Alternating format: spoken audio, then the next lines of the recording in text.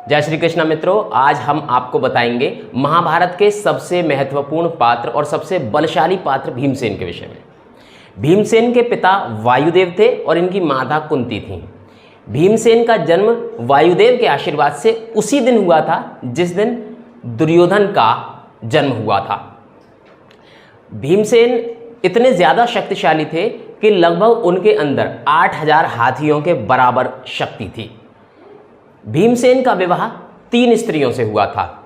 उनकी पहली स्त्री का नाम था द्रौपदी, जो कि बाकी के पांडवों की भी पत्नी थी, और द्रौपदी से सुतसोम नाम के पुत्र का जन्म हुआ था।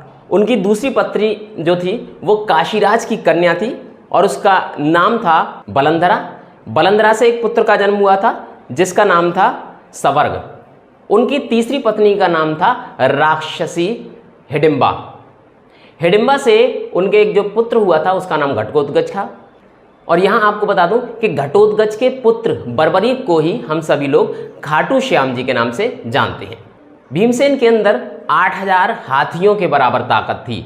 उन्होंने जरासंध और दुर्योधन जैसे महाबलशाली योद्धाओं को भी स्वयं ही मौत के घाट उतारा था। भीमसेन ने महाभारत के अंदर 3 अक्षौहिणी सेना से भी ज्यादा सैनिकों को मारा था।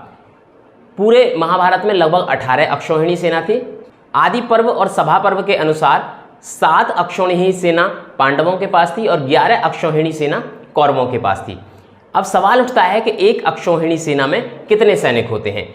एक अक्षौहिणी सेना में 6,34,243 महारथी होते हैं। इनमें से लगभग 20 लाख महारथियों को अकेले भीम ने मारा था। अब आपको बताता हूं महाबली भीम के बारे में कुछ ऐसी बातें जो शायद आपको अब तक नहीं पता थी।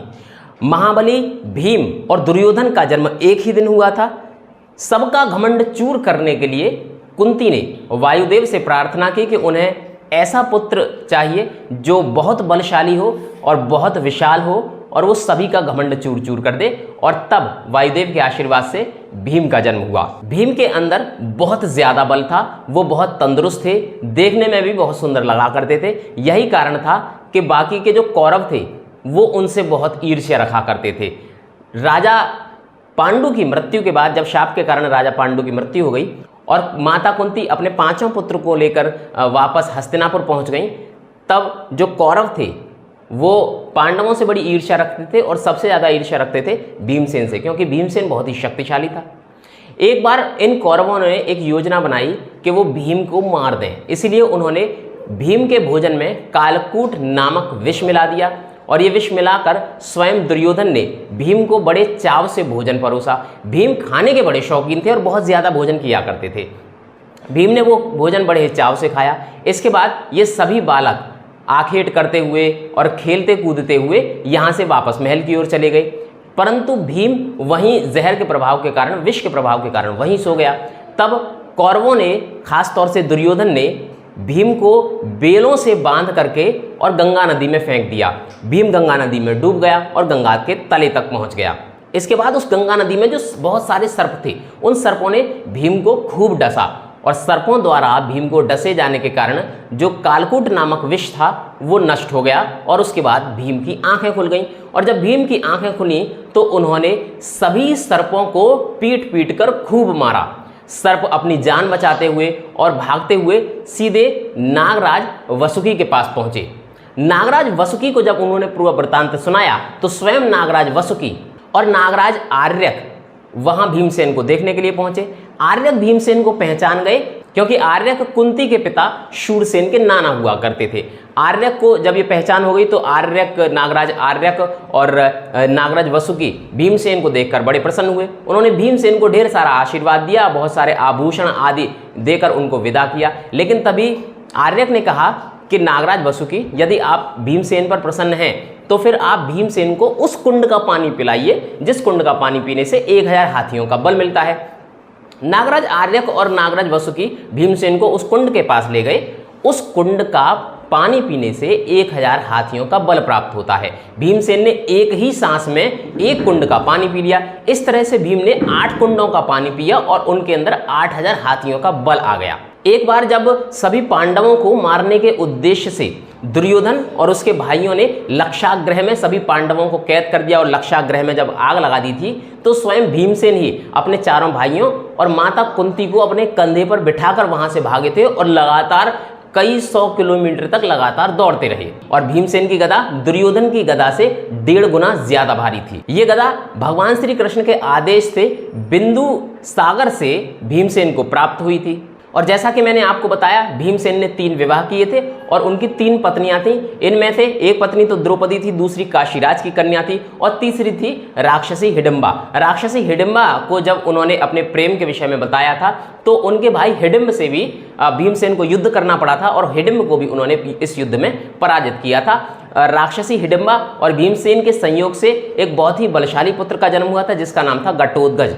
घटोत्कच की भी महाभारत के युद्ध में बहुत बड़ी भूमिका थी। घटोत्कच का जब विवाह हुआ तो घटोत्कच से बर्बरीक नामक पुत्र का जन्म हुआ था। बर्बरीक बहुत वीर योद्धा थे और बर्बरीक ही खाटू श्याम जी महाराज के नाम से जाने जाते हैं। अपने गुरु द्रोणाचार्य के कहने पर जब सभी पांडवों ने द्रुपद को बंदी बनाने का निर्णय लिया तो अकेले भीमसेन ने द्रुपद की पूरी सेना को नष्ट कर दिया और द्रुपद को बंदी बना लिया।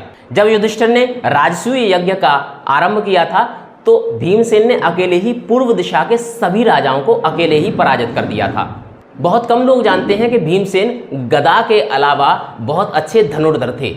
वो उन मुख्य धनुर्धरों में से एक थे जो धनुर्धर की 4 प्रकार की विद्याओं के बारे में जानते थे। जब भीमसेन 5 साल तक वन में रहे थे तो महाभारत के वन पर्व में इस बात का उल्लेख भी मिलता है कि उन्होंने लगातार 5 वर्ष तक वन के अंदर धनुर्विद्या का अभ्यास किया था और ये 4 प्रकार की धनुर्विद्याएं उन्होंने धारण की थी। अकेले भीमसेन ने ही कुरुक्षेत्र के युद्ध में बहुत सारे बलशाली राजाओं और राक्षसों का वध किया था।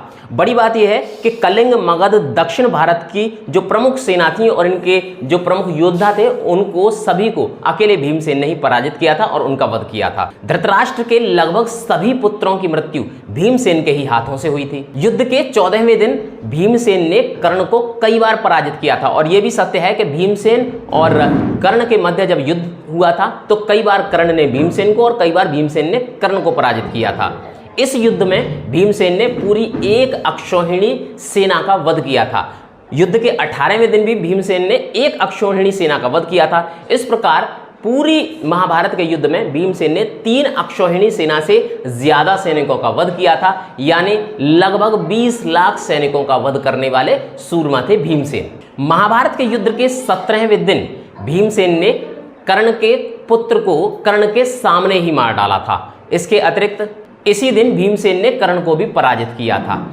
इतना ही नहीं बल्कि द्रौपदी के अपमान का बदला लेने के लिए भीमसेन ने दुशासन की छाती को चीरकर उसका रक्तपान किया था, उसकी दोनों भुजाएं काट दी और फिर अंत में दुशासन का सर काटकर उसका वध कर दिया। अश्वत्थामा ने जब महाभारत के युद्ध में नारायणास्त्र चलाया था तो सभी योद्धाओं में इकलौते भीमसेन ही ऐसे योद्धा थे जो नारायणास्त्र के सामने नतमस्तक नहीं हुए थे। इस पूरी वीडियो में मित्रों मैंने आपको महाबली भीमसेन के बारे में बताया है। अन्य योद्धाओं के विषय में बताने के लिए आपको कुछ वीडियो में डाल चुका हूं और कुछ वीडियो में आपको महाभारत के प्रमुख पात्रों के विषय में बताऊंगा। इस वीडियो में सिर्फ इतना ही। भीमसेन या अन्य प्रकार के किसी और योद्धा के विषय में अगर आप जानना चाहते हो तो मुझे कमेंट सेक्शन में जरूर बताइएगा। मुझे यहां दीजिए इजाजत। जय श्री कृष्ण।